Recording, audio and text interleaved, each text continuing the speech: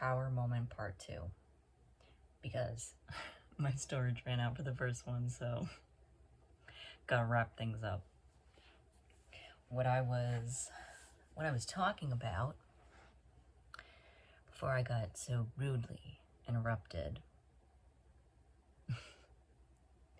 No, that is what it is. What I was going into was, I was talking about things that I see from successful people. I'm going to take a step back and I'm going to define what success means. Because by and large in our society, success is defined by how much money you make. You make a lot of money, you have a good job, that's what success is defined by. Or, you know, you buy a house and have a family and blah, blah, blah.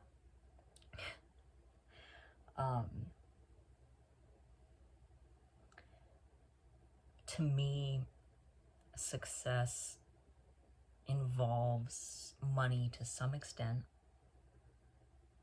It involves making money enough to pay the bills, enough to not have to worry about money. Although I never worry about money because I know that God's got me. I know that my guides, my ancestors, they always make sure I'm good. So I'm not stressed about that. And that in of itself is success to me. That doesn't mean that I don't not want money, because that's the society we live in. But what I define as success, to be truly successful, the success that I'm trying to go for, that is defined by abundance in every sense. I want an abundance of time. I want to be able to make my own schedule. I want to be able to figure out on what time frame am I working? What times am I working? What times am I not working? How do I balance work and play? That to me is a marker of success. Happiness. Building a life of joy. That is a marker of success. Having good people around me who love me and care about me, and I love and care about them in return. And we fill each other's cups, and we root for each other, and we want each other to succeed. That's another marker of success. Personally, that's where I've been real lacking over the past, decade. I mean, hell, maybe my whole friggin' life. I've not been surrounded by good people. And that's partly on me, because I can choose who I'm around to a large extent. But I've also just had bad discernment. And that's another marker of success, discernment. No, I'm not going to take that client. That client is, I'm getting bad energy from that. I don't want to deal with that client. No. That person's not a good friend. I'm going to distance myself from that person. I'm going to make some boundaries that protect myself from this person because I've seen these signs before. Those are all markers of success to me. It's not successful to have a big friend group full of shitty people. That is not a marker of success to me. And I do think you can have a big friend group, a big social group of good people, you know, genuine people. I don't think size, like, I don't think size is necessarily a marker of, like, the genuineness of a friend group, but I'm much more concerned about the quality or the quantity. Success is having happy, fulfilling, romantic relationships. I want that partnership. I want a partnership that feels, locked in. We're locked into each other's success. We want what's best for each other, and we want to help the other person.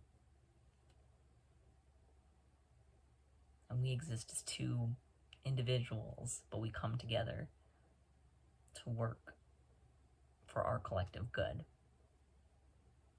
Oof, it's hard. If it's hard to work together when you only have two people, think about how hard it is to work with a whole group.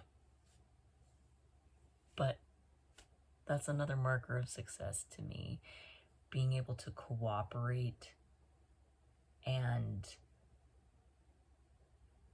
compromise and find solutions for conflict. Conflict resolution, that is another marker of success to me. Emotional regulation, another marker of success. Being able to feel those emotions and be like, okay, what am I going to do with them now? Hell, that's why I want money. Because I see this messed up world and I'm so angry. I'm so angry it's like that. And if I had money, I could do something about it. There's so much that I could do about it if I had money.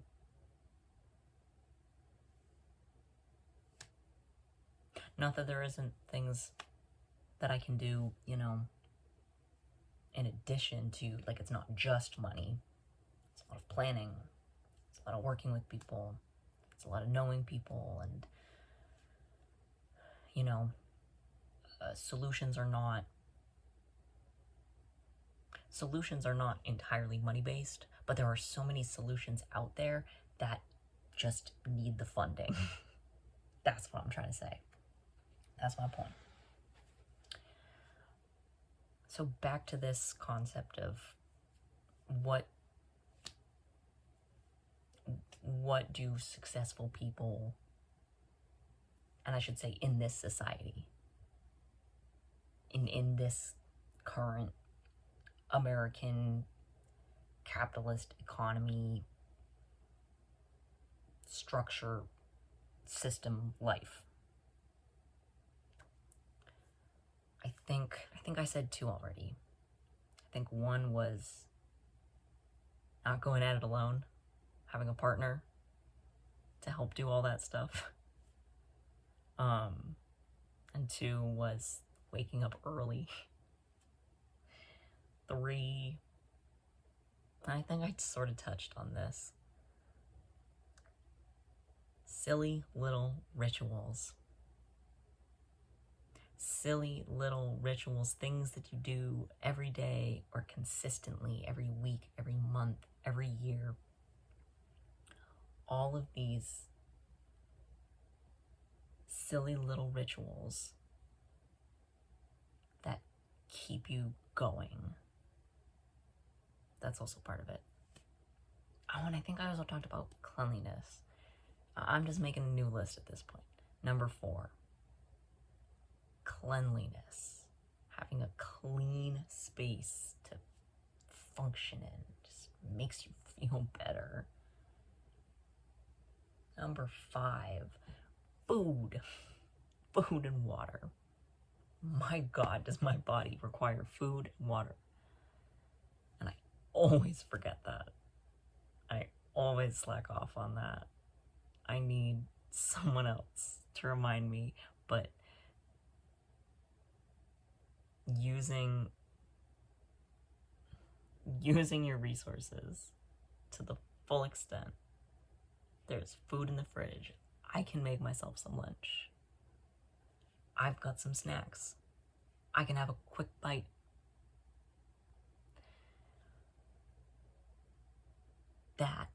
That's the fuel that you need to keep going. That's the fuel that's necessary to keep your emotions regulated, to keep your body from crashing.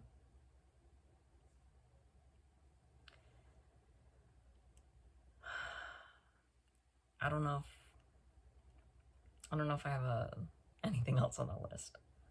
I knew that I had to finish the list. I knew that there were things that I still had to talk about. I had to conclude my tower moment.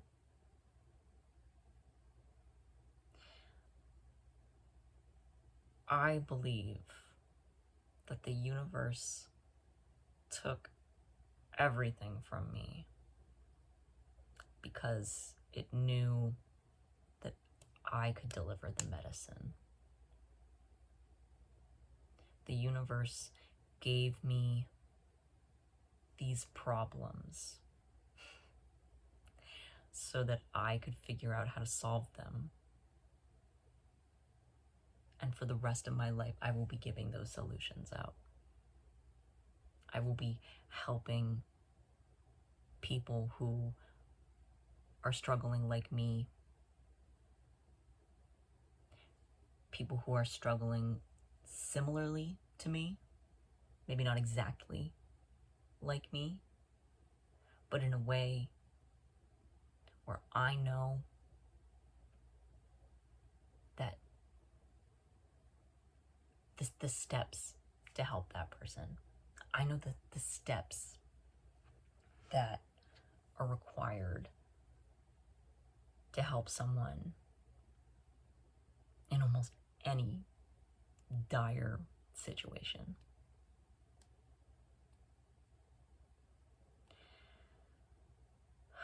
I have been wrestling with this for months, trying to figure out why all of these bad things were happening to me. Why I was losing everything left and right. Friends, income, stability. I was losing my shit like once a week.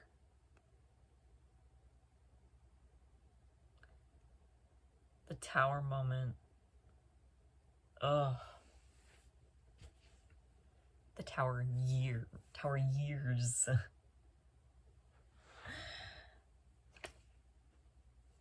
It was giving me a chance to finally learn my lessons. To do this last stretch, you know, sending me to boot camp. Part of being so dedicated to discipline is that I'm not impressed easily.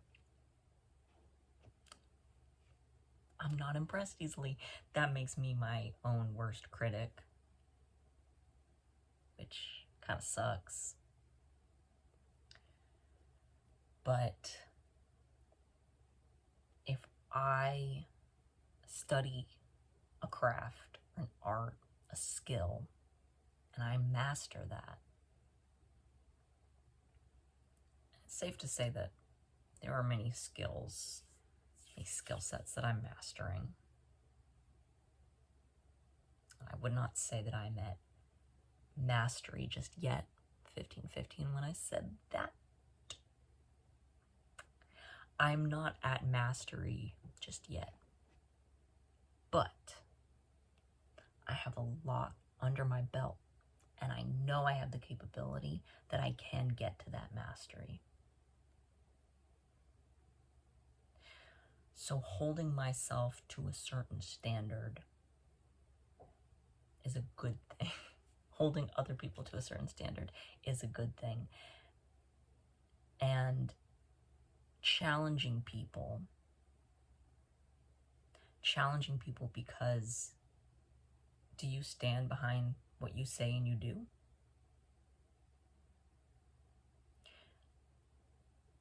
I think that actions speak louder than words. It's one of the reasons I'm so frustrated with academia. Oh my God. In a lot of ways, I am very academically minded. But I can't stand so many academic spaces because it's just talking. And I love arguing semantics. I think arguing semantics is a fantastic thing that humans do. I think language is a fascinating thing. But when everything in your life has crumbled, you don't want to sit here and talk about it. I don't want to hear academics tell me about poverty. Babes, I'm living it. I've been living it. I don't need an academic definition